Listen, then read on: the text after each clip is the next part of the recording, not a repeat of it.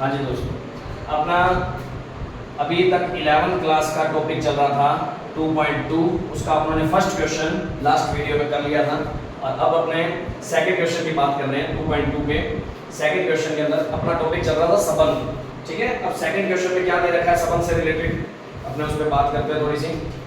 प्राकृत संख्याओं के समुच्चय पर, प्राकृत संख्याओं का समुच्चय मतलब अब की बार सेट कौन सा दे रखा है, n दे रखा है, नेचुरल नंबर दे रखे हैं। नेचुरल नंबर कौन से होते हैं, 1 2 3 अनंत तक चलेंगे, ठीक है। नेचुरल नंबर यही होते हैं। अब वो कह रहा है सेट किस पर डिफाइंड है, इस सेट पर अपना रिलेशन जो है।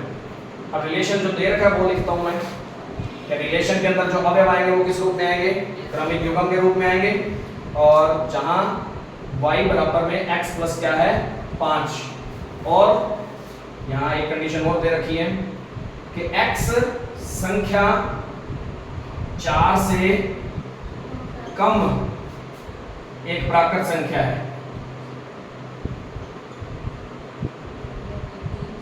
और x y बिलोंग करते हैं नेचुरल नंबर में। ये कंडीशन पूरा एक संबंध दे रखा है। मतलब x के मान जो लेने हैं वो कह रहा है कितने से कम लेने हैं, 4 से कम। मतलब कौन कौन से ले सकते हो, 1 ले सकते हो, 2 ले सकते हो और 3 ले सकते हो। बस तो फिर बारी बारी से लेते रहते हैं। अब 1 रखता हूं मैं यहाँ x का मान, तो y का कितना आ जाएगा, 6 आ जाएगा। Very good. तो 1 का संबंध किससे बन रहा है, 6 से। फिर आगे 2 लेता हूं तो 7 आ जाएगा। Very good. 3 लेता हूं तो 8 आ जाएगा। x का मान इससे ज्यादा लिया जा सकता है क्या, वो कहता 4 से कम ही है, 4 से कम ही लेने। बस ये हमारा संबंध बन गया। तो प्रॉब्लम तो नहीं इसमें। क्वेश्चन के अंदर और क्या पूछा है, वही बात है। इस संबंध का संबंध परिभाषित है और रोस्टर रूप में इसके प्रांत और सह प्रांत लिखे। तो पहले तो संबंध लिख दिया। अब ध्यान देना है प्रांत क्या होता है, इस संबंध का प्रांत r का प्रांत। तो पहले पहले वाले जो भी अवयव होंगे वो हमेशा प्रांत के अवयव होंगे, क्योंकि वो पहले वाले इधर ही आएंगे। इस ऐसे बना के भी दिखा देता हूँ नेचुरल नंबर में। यहाँ पे भी नेचुरल नंबर है, यहाँ 1 2 3 ने संबंध बनाया किससे, 6 7 और 8 से। तो मैंने पहले भी बताया था ये पूरा का पूरा जो बना रहे हैं संबंध वो अवयव जो भी होते हैं वो प्रांत होते हैं। जिसके साथ बना रहे हैं वो परिसर होता है। 6 7 और 8 बन जाएगा। और सह प्रांत कौन सा होगा, इसने पूछा ही नहीं मेरे ख्याल से सह प्रांत। इसके अंदर प्रांत और परिसर ही पूछा है, तो यही है। वैसे इसके अंदर अभी नेचुरल नंबर में अवयव और भी हैं, और भी पढ़े हैं, यहाँ पर भी और भी पढ़े हैं। वो तो पूरा का पूरा, यदि अपने इसमें सह प्रांत निकालना होता तो क्या बनता, सह प्रांत ये पूरा का पूरा सेट बनता है। जो भी सेट होता है इस पूरा का पूरा सेट हमेशा सह प्रांत होता है। वो कौन है, तो सह प्रांत निकालना होता तो वो नेचुरल नंबर होता है। पूरा का पूरा नेचुरल नंबर सारे। समझ आ गई ये चीज, इस तरीके से नोट करना चाहो कर सकते हो इसको।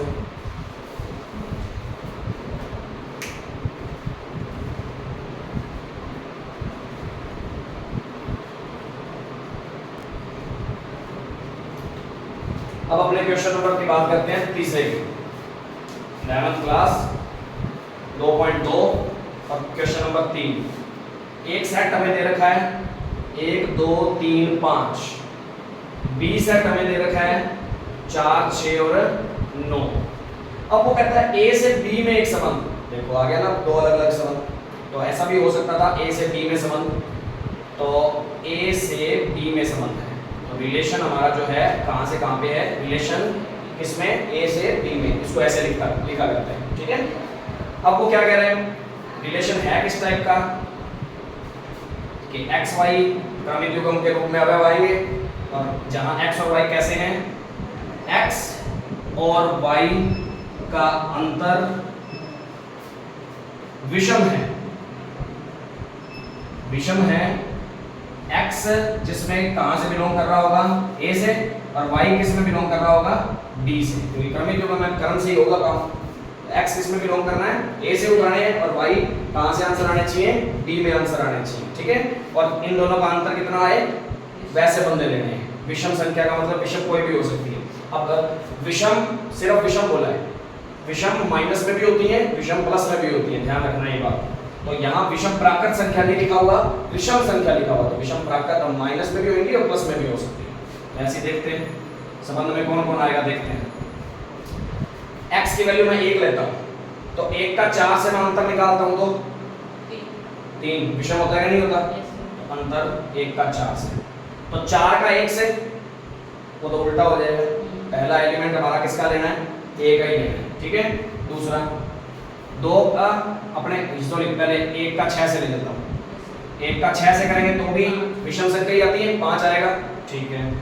1 का 9 से लेता हूँ तो 8 आएगा, वो सम होती है, इसका मतलब नहीं लेना अंतर। अंतर जब लेते होते हैं ना तो माइनस नहीं देखा करते, अंतर में हमेशा अंतर जब भी नाम आ जाएगा तो बड़े में से छोटा ही लगाना है, माइनस की डिजिट नहीं लेनी है अपने को यहाँ, ठीक है, ये ध्यान रखना। अंतर जब भी आ जाए, ठीक है ना, अंतर का मतलब यही होता है कि बड़े में से छोटे वाला पता कर लो, बस उनका अंतर ये देख लो। अब 2 का 4 से करता हूँ तो 2 आएगा, वो सम होता है विषम, सम होता है, तो ये नहीं लेना। 2 का 6 से सम आएगा, 2 का 9 से 7 आएगा, ये विषम है, ये आ सकता है। फिर 3 का 4 से 1 का अंतर है तो 3 का 4 से भी संबंध बनेगा। 3 का 6 से 3 आएगा, वो भी विषम संख्या है, ठीक है। 3 का 9 से 6 सम संख्या है, रहने दो। 5 का 4 से आएगा जी, फिर 5 का 6 से बिल्कुल आएगा क्योंकि 1 भी विषम होता है। 5 का 9 से वो सम आता है, इसका मतलब संबंध सिर्फ इतना ही बनेगा। क्वेश्चन में कोई प्रॉब्लम? बात समझ आई कैसे लिखने होंगे संबंध? ऐसे बना के अपने को किसी भी टाइप का संबंध दिया जा सकता है क्वेश्चन के अंदर, ठीक है। अब पूछा गया इसमें परिभाषित r को रोस्टर रूप में लिखो, r को, तो ये रोस्टर रूप ही है इसका, क्योंकि अवयवों को कोमा लगा लगा के लिखते हैं जहां वो रोस्टर रूप ही होता है। ये कौन सा रूप है? ये समुच्चय निर्माण रूप में दिया हुआ है, तो ये रोस्टर रूप में लिख दिए, बस यही आंसर है हमारा। तो प्रॉब्लम तो नहीं, बस करके देख सकते हो, इसमें वो नोट कर सकते हो।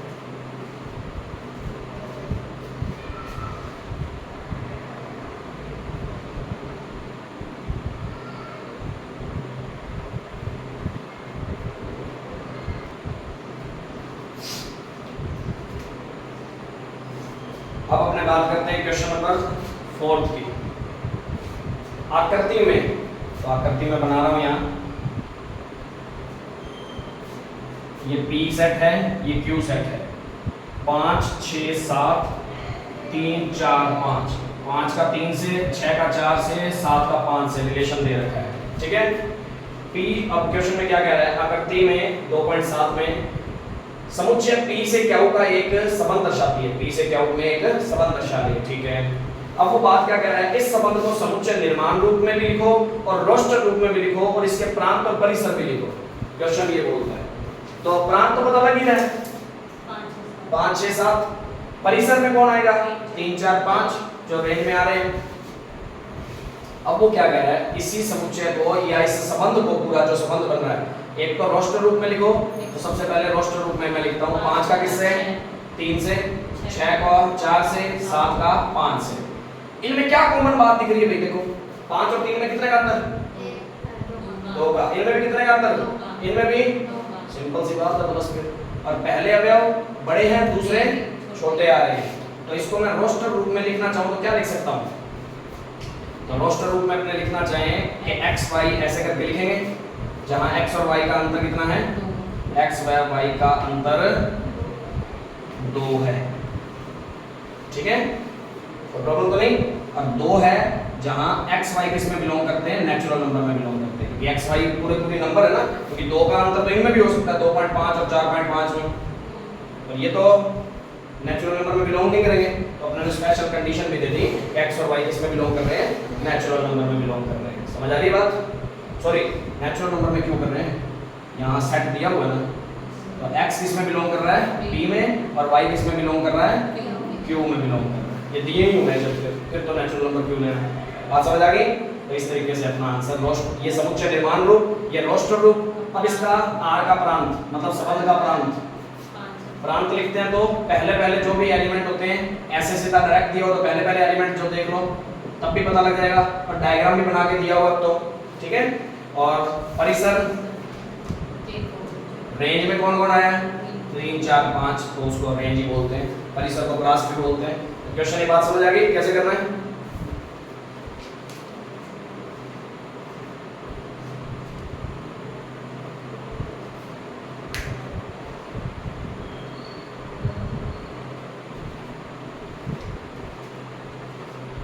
वीडियो अच्छी लगी हो तो लाइक और शेयर जरूर करें, ज़्यादा से ज़्यादा चैनल को सब्सक्राइब करवाएं, दोस्तों के साथ शेयर करें। यदि कोई भी प्रॉब्लम लगती है तो कमेंट बॉक्स में आप बता सकते हैं।